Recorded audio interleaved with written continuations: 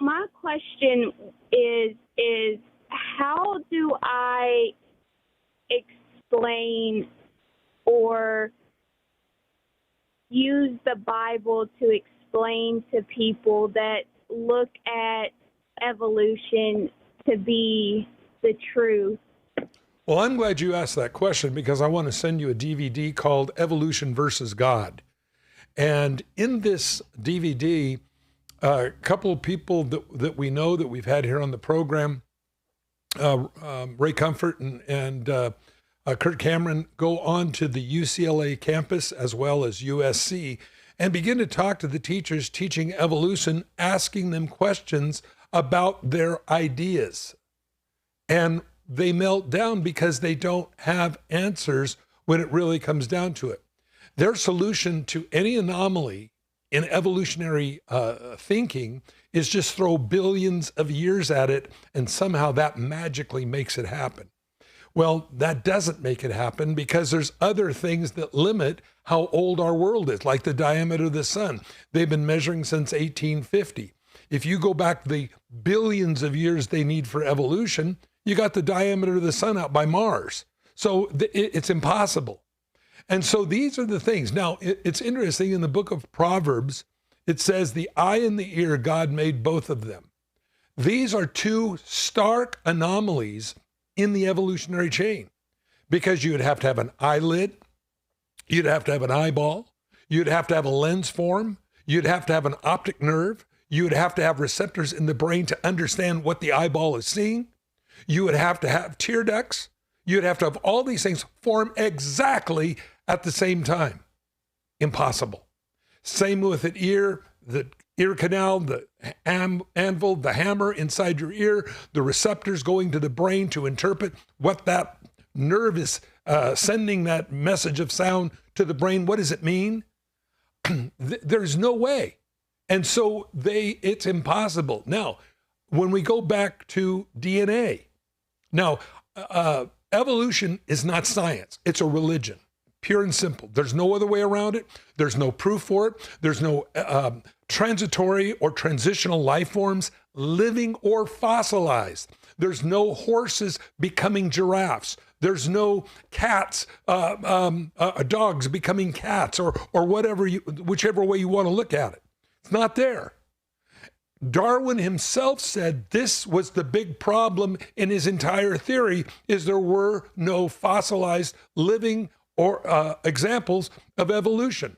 Well, good, Darwin, I'm glad you figured that out. The problem is they don't look at everything that he said, only what they want people to believe. Well, how do we explain then how horses became giraffes? A billion years, that's it. They throw those numbers out like the national debt. Well, the problem is it doesn't fix anything. See, this is where they get into big trouble. It takes more faith by far to believe in evolution than it does to believe in the biblical account that we find in the first part of the book of Genesis, how we all got here. And when we look at the real timeline, evolution is impossible. It cannot work. They've been measuring the diameter of the sun since 1850. They know how much it shrinks every year. Yes, real science, the laws of thermodynamics say the law of diminishing return, the second law. That means if you light a candle, you come back in an hour, the candle's shorter. Why is that important? Because it burns off energy. The sun is shrinking as well. They know how much it shrinks every year.